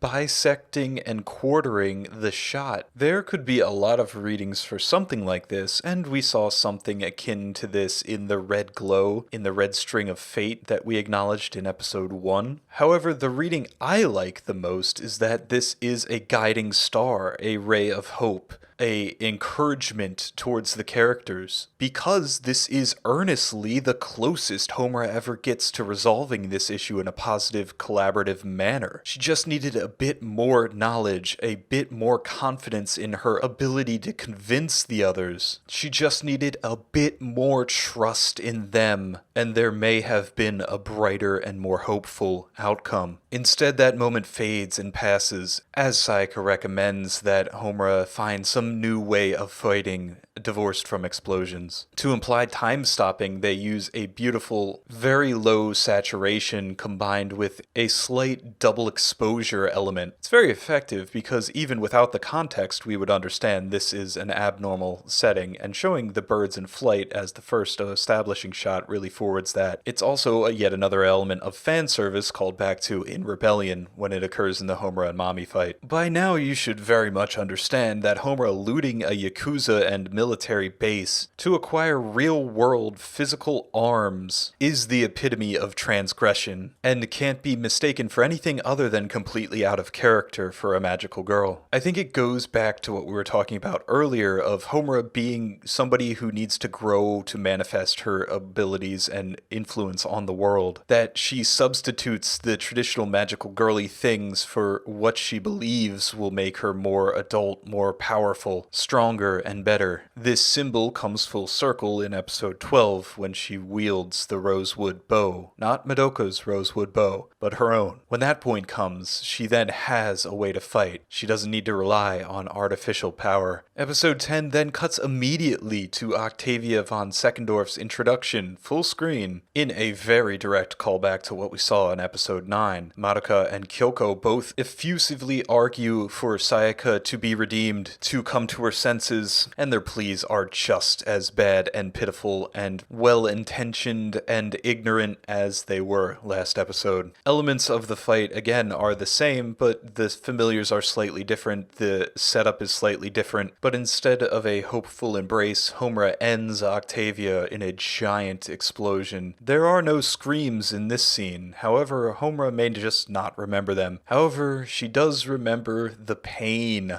on Octavia's face as she explodes, and a beautiful and terrible bit of keyframe animation is shown before we have the girls dealing with the ramifications of learning that magical girls do turn into witches. Again, we don't know what Kyoko went through here or why she's fighting with them now or what happened to Sayaka to lead her to fall into despair or any of it, and really that's not that important right now. Again, we are made to feel as if this is just a never-ending spiral, a thing that happens again and again, somehow different each time, yet somehow a vague facsimile of the past. And we viewers, just as Homura are witnesses and participants, with no more agency than to flail about and skip from one tragedy to the next. In this way, I feel the reading of this scene is not some ultimate outcome or eventuality of exposing the concept of witches to the magical girls, but instead a consequence of how, of why, of distrust, of assumptions and immediacy, of impassioned despair, and the frailty of all magical girls and all humans. For me, this is a scene that can be overcome, though others may feel differently, because I sincerely value when people have impassioned and reasoned takes on something. I've asked Mumi to come on and talk a little bit about how they view this scene. Hey guys, Mumi here. Local Mami expert and gatekeeper of wrong think about my waifu extraordinaire. As much as I love me some dead memes, I'm here to inform you that Mami did not actually lose her head in episode 10. But Mumi, she tried killing her friends. Of course she lost her head. And that's a fair point. But let's examine the situation a little deeper. So in the third timeline, Homura comes in cocked and loaded, and we're left to just assume that she unloads the truth on everyone as soon as possible. While we see from the framing of this shot that Sayaka and Homura are clearly in opposition as she hasn't built up enough rapport with the group, it's important to take note of Mami's body language in this scene. Mami is partially crossing her arms here, which is a classic indication of anxiety. This sort of gesture is often described as a barrier signal, and it acts as a way for an individual to create a protective buffer. It's essentially a comfort action in which Mami is not only attempting to close herself off to what's being said, but essentially hugging herself. While she's clearly uncomfortable and anxious at hearing what Homura has said, it's important to note she's not vocally dismissive of it like Sayaka is. Which brings us to that scene. Immediately after seeing the truth for herself, she uses her ability to confine Homura so that she can't use her time stop ability, and shoots Kyoko's soul gem. I'd suspect that this was her way of confirming the details of what Homura had told them before. If she shoots Kyoko's soul gem and nothing happens, well, they go from there. But since she dies, it confirms Homura's story beyond the shadow of a doubt. Kyoko was chosen as 1, she's an adept close-range fighter and veteran, and thus would be the biggest threat, and 2, Mami wouldn't have as strong of a connection with her as the other two, as she is a more recent addition to their group. This reasoning probably would have helped Mami's resolve, as she wouldn't know for certain if shooting her soul gem would actually lead to her death, so she wouldn't be as hesitant. This is somewhat supported by her hesitation to shoot Homura, as clearly now she knows that shooting their soul gems does lead to death, and now she has to gather her resolve. She attempts this by saying what obviously must have been on her mind since the exchange with Homura previously, outlining that if magical girls become witches, then obviously the only logical solution is for them to die before that happens. Notably, nobody asked her for an explanation. This is clearly Mami convincing herself. Obviously, a lot of these details are speculation on my part, but they're supported by production notes by Yukihiro Miyamoto, the series director of Madoka Magica, in Key Animation Note Volume 5. Now, obviously I could just end it there, but I don't like to just rely on authorial intent. So how does this reading fit with Mami's character presented thus far? Well, we see that she has the tendency to internalize her issues and carry burdens on herself while putting up a strong, confident facade. You can speculate that this is the way that she found to cope with her lack of a healthy support system after the death of her parents. She's also clearly quite intelligent and clever, as we see from Sayaka's escapades as a magical girl. Combating familiars isn't easy, and it yields no grief seeds, so many magical girls choose to ignore them. In spite of this, Mami was shown to go out of her way to destroy familiars and made little distinction between the two. The more cynical reading may be that she has survivor's guilt that pressures her to go out of her way to save everyone since she failed to save her parents. But I think that the lyrics of Coretta Justinium reveal that her emulation of the typical magical girl is not just a boisterous coping mechanism, but that she truly finds fulfillment in and genuinely cares about helping people. Now, obviously she's not as selfless as Madoka, and I do think it's very likely she has survivor's guilt, but I don't think that should be used to diminish her altruism. So then why would someone so caring try to kill her friends, if not because she, well, lost her head? Well, it's likely that she feels partially responsible for getting some of them involved and as their elder. She clearly listened to what Homura said, but instead of talking through what they should do if Homura was correct as a group, she took it all on herself and agonized over what she should do on her own. Now, here is a girl that has spent years risking her life to protect the innocent from terrifying monsters all on her own, and in her weakness encouraged these girls to risk their lives as well so that she wouldn't have to feel lonely anymore, only to learn that the very monsters she had been eradicating were other magical girls that had given in to despair, and that they too would inevitably become monsters themselves who would go on to hurt others. Not only had she unwittingly perpetuated this cycle, the only one that she felt that she could rely on and had saved her life had orchestrated all of it. Of course she came to the conclusion that death was the only escape. This wasn't like the shows she grew up with where the monsters could be redeemed and the person inside saved. This was the world Madoka Magica had constructed. The only logical action for her to take would be for her to take responsibility as their senpai and prevent them from being able to turn into one of the monsters they had risked their lives fighting against, further perpetuating the cycle. Was she wrong? Well, maybe. Was she driven to madness? No. It's not that she just couldn't handle the truth and went ballistic. Anyway, I started blasting. Bang! Bang! Mami is ultimately the victim of a system. Madoka is a show constructed on logic, and logically there is no escape from this cycle of despair. It would take a Herculean effort and a true miracle to break such a cycle. To dismiss her actions as those of madness is to undermine the true tragedy of Mami Tomoe. So the next time you think about joking how Mami lost her head again, think twice.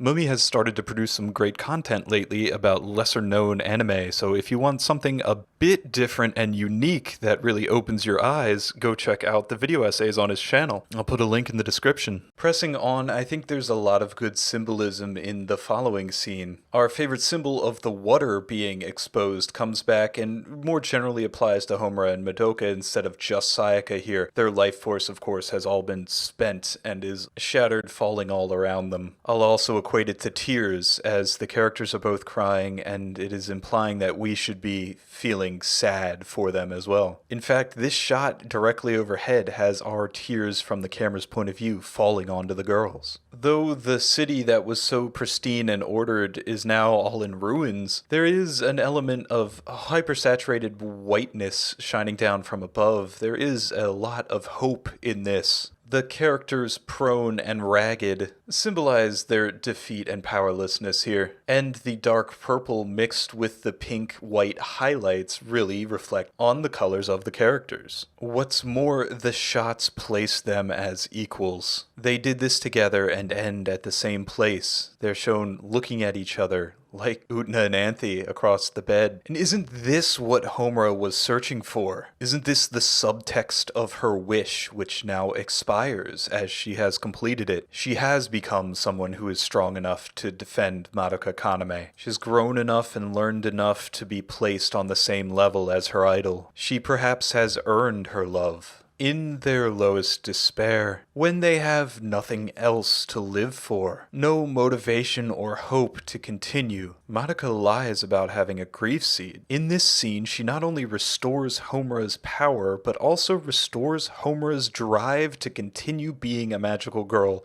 continue fighting. She gives her a new task as her old wish, her old purpose, her old definition of self expires. In this way, the reading of Grief Seed as immaterial or entirely symbolic is still upheld. And Homura comes to her knees and then looks down crying upon Madoka, just as we were crying upon her and Madoka in the earlier shot, as she accepts the plea that she was given. Furthermore, the emotional impact of this scene is very straightforward, and the directing tricks used to pull it off, again, are very straightforward as well. She has to mercy kill her best friend. Of course, that's a traumatic incident. Of course, she would do whatever she thought was necessary to never have to do that ever again. And zooming out and showing only the muzzle flash as the screen darkens is a long established trick for emphasis in visual storytelling.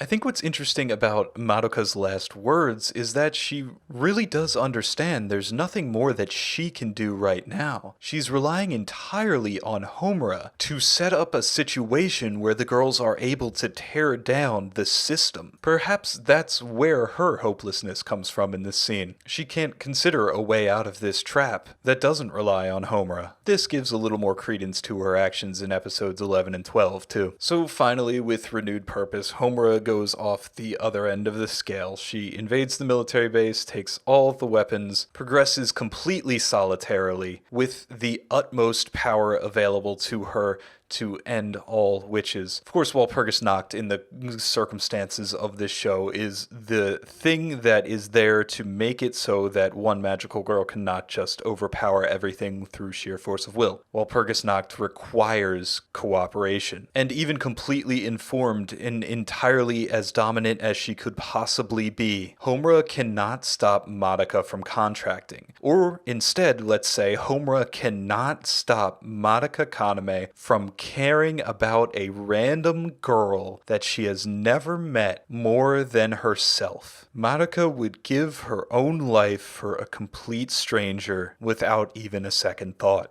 Because of course she would. Because so would Sakura, so would Usagi. This is Homura's most ultimate of failings. This is Homura not understanding Madoka's nature on a deep level. This is her on her knees as her hair is blown in front of Gretchen's mountainous form. She can never stop Madoka Kaname from being so kind. Because if she could, then there'd be no point. There'd be no point to her struggle. The catch-22 is that Homura is protecting Madoka's kindness, and Madoka's kindness will always strive to help Homura no matter what the cost. This sets up this very famous shot, very nice shot. Oh, a quick thing is that Kriemhild Gretchen was designed to be the other part of an hourglass shape from Walpurgis Nacht.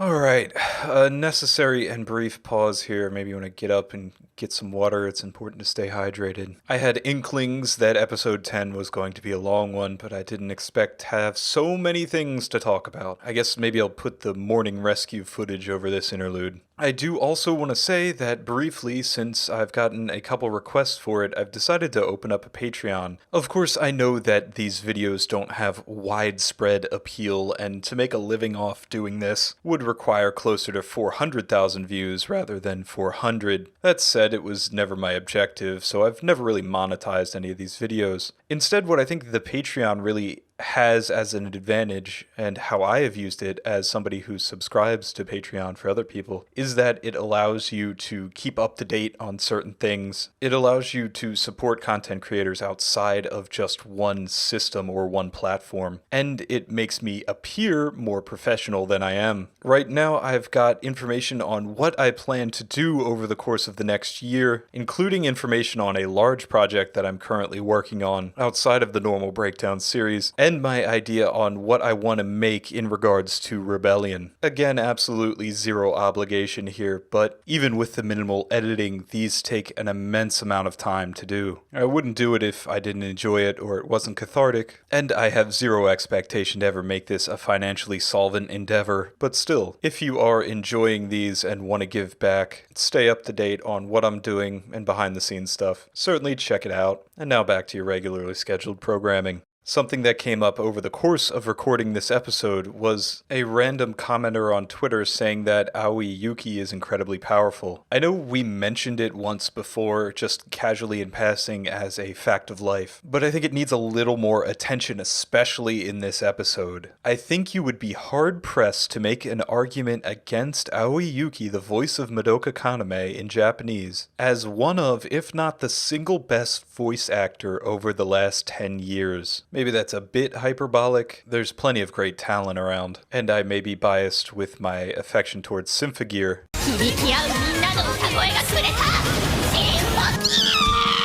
But this episode is so core in showing how Madoka affected Homura to do everything that she's gone to do, and in that way we really need Madoka to be maximum here. Maximum emotion, maximum potency, maximum convincing, maximum pure and innocent. So let's very quickly listen to a couple of Yuki's reads, maybe give them a quick comparison with Cabanos in the English. もう一つ頼んでいい？私魔女にはなりたくない。嫌なことも悲しいこともあったけど守りたいものだってたくさんこの世界にはあったから。 There's a softness and a pain in this reading that is really not present in some other languages. That tiny hint of raspiness really sells it. She's out of breath. Her range too, absolutely impeccable. The bounciness she expresses in the first scene of the episode. It's almost impossible to dislike any character voiced by Aoi Yuuki. そんなことないよ。なんかさ、燃え上がれって感じでかっこいいと思うな。 And that quality is exactly what's needed for Madoka Kaname. Again, no shade on Cabanos. I think she gets there at certain points. What? It's not weird at all. It means flame, like you flare up passionately or something. I think it's cool. And I'd love to hear about other dubs in different languages and how you feel your Madoka did. It's just to show how meaningful a voice acting performance can really be. All right, now, timeline 4. It's worth mentioning that the first-time viewers experience, or if you're in the moment here, you've really just come down off that emotional roller coaster. In fact, I don't even remember this scene where Homura blows up this witch, because so much of the rest of the episode is overwhelming. Homura directly speaks the name of this episode, I won't rely on anyone anymore, so we clearly see where her mindset's at. And I think the introduction of things like witches that we haven't even seen before, Homura's weapon choice of a light machine gun that we've never seen before, all just feeds us this idea that, again, we're only watching snippets, we're only watching brief glimpses or Homura's memories here, and she suffered through so much stuff that we don't even have any idea about. It's largely relevant for Madokami in episode 12 when she says, "I understand, I finally see everything that you went through." We as viewers can't even know that. Likely Homura doesn't even remember all of it. Famously, Urobuchi, when pressed, asked that she has gone through hundreds of time loops, which is years and years of battling all the witches, trying every combination. And just the smallest taste of that you can get if you watch Endless 8 from the second season of Haruhi Suzumiya, or I guess other famous 2011 show Steins Gate. Homura, of course, is always usually associated with gears and clocks and turning, referencing her time-based powers, which is somewhat reflected on the opening scene of Walpurgis Nacht being this gear turning on it. Also, just the visual of the cool guy doesn't look at explosions. Homura Kemi very much now is this kind of idea of what she thinks a badass should be, and it is in line with what we think a badass would be due to action movies and the like. She's John Rambo. And it's easy to see her as an extreme here, though for what it's worth, we see even that surpassed in episode 11. So then we come to Magia and the recap of the very first scene of the entire show, bookending it, showing that this is where the story truly starts, I guess. Keep in mind we've had about 19 minutes of footage now, so with a minute and a half opening, we would have been around where an ending should be, and having Magia already been associated with the ending so far. Plot-wise, the proper context is that Homura is unable to defeat Walpurgis Nacht by herself. We see this in episode 11. It's clear that it's just whatever contrivance this story is bringing to Homura that she cannot do it alone. This, again, still puts her behind Madoka on the power scale, right? That she's never going to be strong enough to protect Madoka. This kind of directly conflicts with what we said earlier about Homura kind of moving forward with her wish being granted. But then too, it's kind of this idea of the one not chosen, that Madoka was always the heroine of the magical girl, and Homura was always the supporting player. And now we're back at Princess Tutu. Those who accept their fate are granted happiness. Homura once again chooses glory. This is largely also relevant to the opening. But first, let's talk briefly about this little exchange between Kyubey and Homura in the 4th timeline, which directly then leads into the events of the timeline we see in the main series. I think the conversation really has this tone of things have gotten far out of hand. Homura was originally trying to, be someone, right? We've talked about her intentions. She certainly didn't sign up for the destruction of the Earth in 10 days. But here's the thing, and here's this lovely idea that I think is so poignant and so meaningful, is that you can't turn back. You can't stop.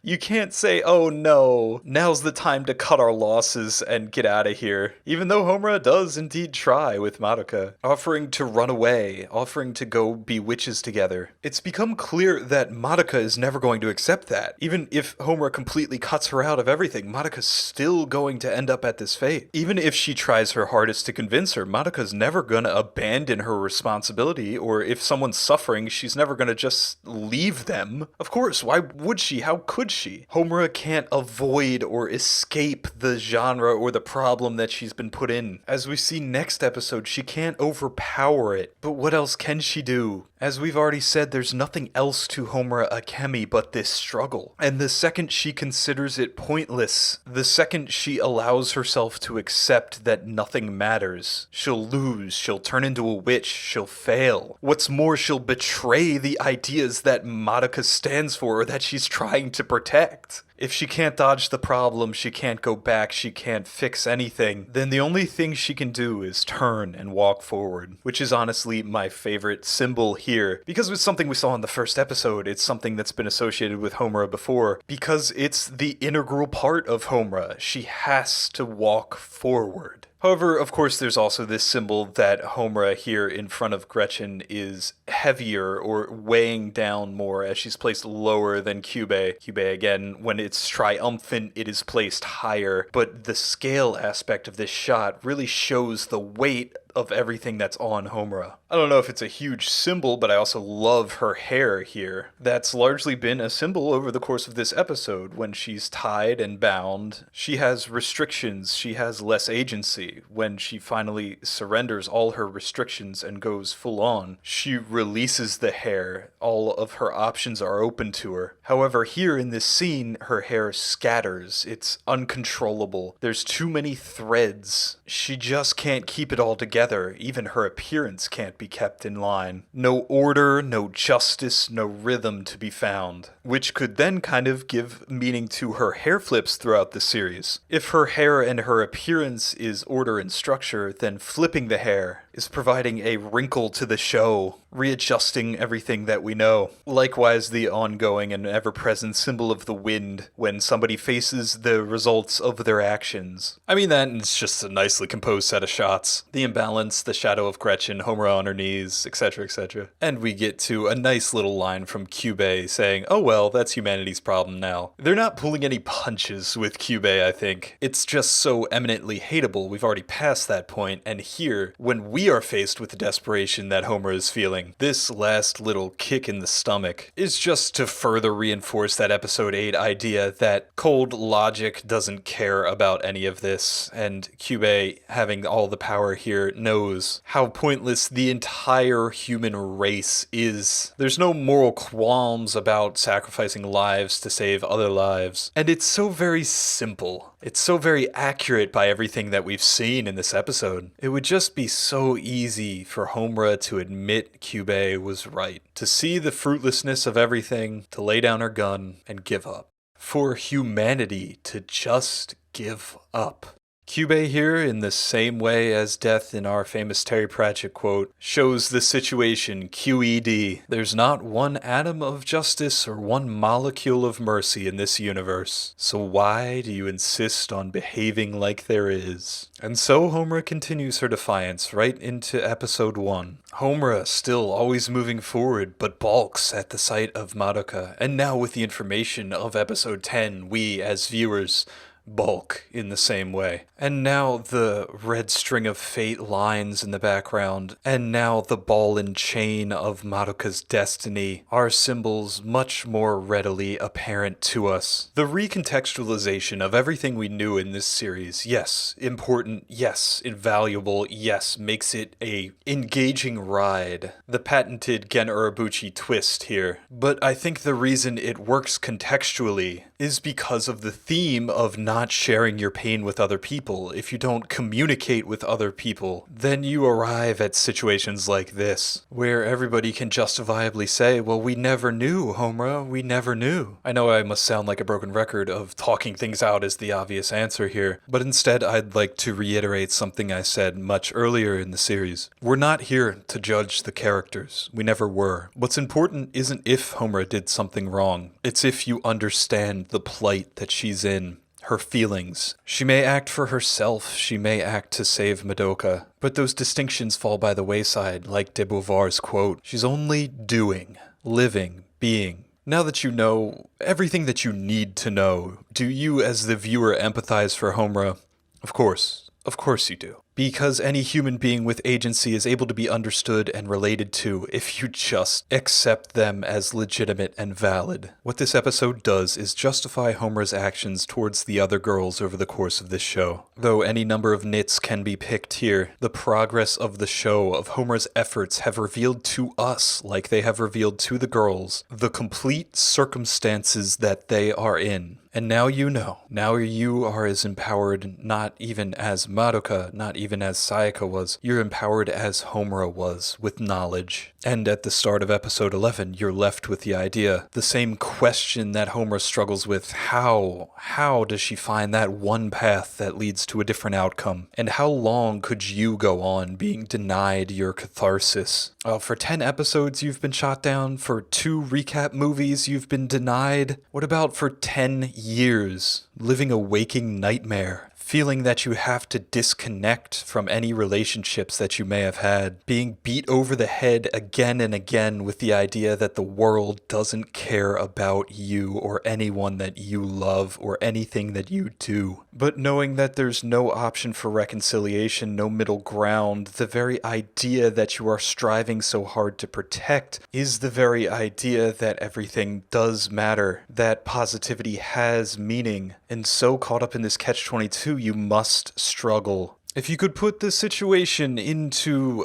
words, or maybe set those words to music, what might that look like? One of the coolest things that I love about Madoka Magica is this opening inversion. The duality that the show you are watching, named Puella Magi Madoka Magica, is in some way Puella Magi Homura Magica. There is a fantastic fan-made animation that replaces everything in the opening with Homura. I think it's hard to ignore this connection with the opening being played as the ending song in episode 10 here, though maybe you might have missed it if you don't speak Japanese and didn't understand the lyrics. So the video I'll link to down below includes not only the fan animation that replaces Homura in the opening, but replaces the opening with a cover in English. With the benefit of not having to read the subtitles, you'll then, I think, get a better understanding of how much this opening really does apply to Homura Akemi, even much more so than it does to Madoka. Specifically the lyrics about being trapped in an endless maze, about the determination not to give up, promises made in the past, all of it, I think you can see very clearly how it applies to Homura. What's more is that it doesn't lose its initial reading of a past for Madoka that was never realized over the course of this show. In fact, it gains another additional reading. Now we don't have to assume it from the genre, but we are confirmed that assuming it from the genre was a correct thing to do for Madoka's past. We know that these events that are depicted in the opening did indeed happen in some other timeline somewhere along the line. That before Homura performed her actions, there was this kind of normal magical girl show that was promised in the opening. Of course, the mocking tonal clash reading still directly applies to the opening as well. Being happy and upbeat after what we just witnessed seems like the ultimate defiance, especially with one of the last lines of Connect being about how the blue sky is always waiting and they're going going to chase towards tomorrow with hope. But this new Homura-centric reading of Connect takes on a different reading. Yes, Homura assuming role of main character of show, and then,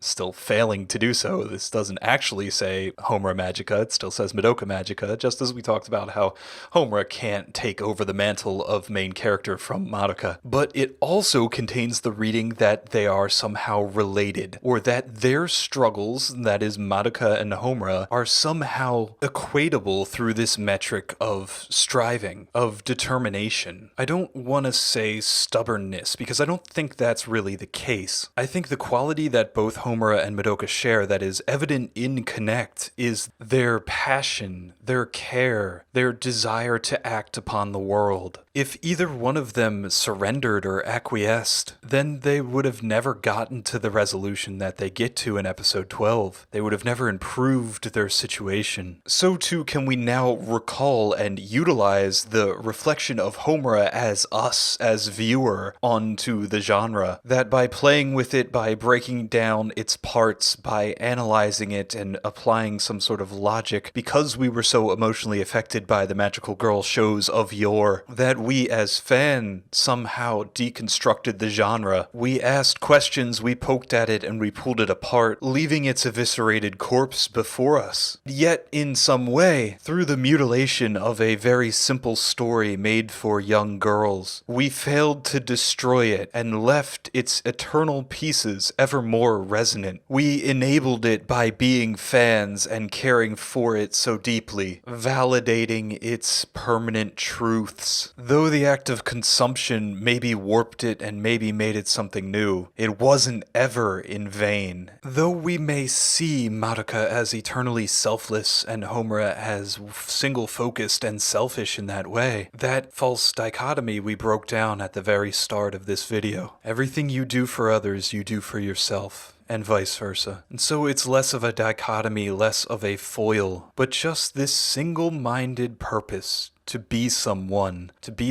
who is someone and does something, trying desperately in vain to have someone legitimize your efforts, to hold fast to your values that you believe in, and fight off those thoughts and feelings that would say it's all pointless, to not even bother. We start to come to something even more beautiful and eternal. I read this quote from SparkNotes in the first video of this, and now we see it fulfilled, talking now about the ideology of the angels in heaven and of God. The songs of the three archangels express Goethe's belief that the universe is a dynamic continuum where action is the law that dominates nature and man. In this system, the only absolute sin is non-action. Man, despite many errors of judgment or wrong turns, can find the path of righteousness, but only if he continues striving. He eventually will succeed if he keeps up the struggle, because striving is in itself a moral act, and his intuitive yearnings all point towards a good end. But yet now I am able to record this with another additional coda to heap onto the pile that I can hold up as proof of the indomitability of hope from the Poet Laureate of the United States, Amanda Gorman. This is the era of just redemption. We feared it at its inception. We did not feel prepared to be the heirs of such a terrifying hour, but within it we found the power to author a new chapter, to offer hope and laughter to ourselves. So, while once we asked, how could we possibly prevail over catastrophe? Now we assert, how could catastrophe possibly prevail over us?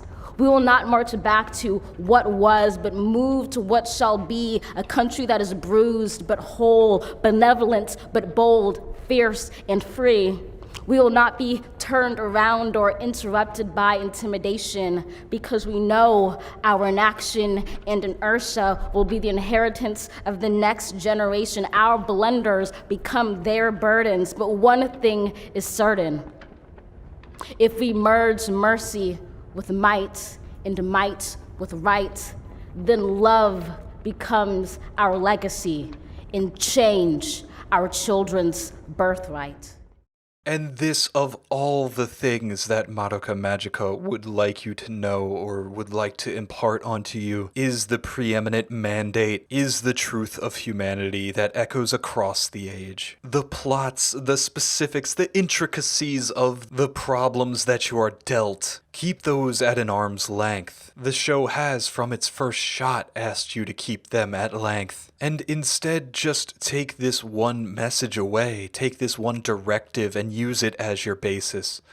Act, do, be someone. Because in that struggle, you will find yourself. Make yourself out of your choices and your values and your experiences. And then you'll learn the truth of de Beauvoir's statement. You'll learn the truth of Faustian God's statement of his faith in mankind. That your actions are for and with others and validated by them and unto them. And the facade of not relying on anyone anymore will break down. And then you'll be a realized, full human being.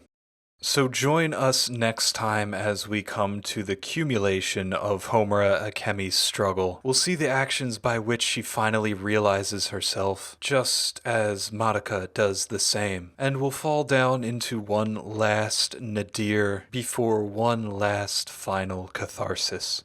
Anyway, thank you once again so much for listening to all this and contributing. This one really was a doozy, and I'd like to remind you that I do have a Patreon. Feel free to use it to stay up to date on what I'm doing and suggest other ideas, or leave your comments below on things that I definitely missed in such a dense episode, or give a reading for what happens over the course of the next one. Frankly, I'm just excited to get to talk about Junko Kaname again and not have to research Goethe, though I actually did learn one of my friends is a big Goethe fan and has written a couple papers on him, so shoutouts to Enthi, he was a big resource. Anyway, thank you all once again for listening, and finding something of value in this, and, as such, giving it its value.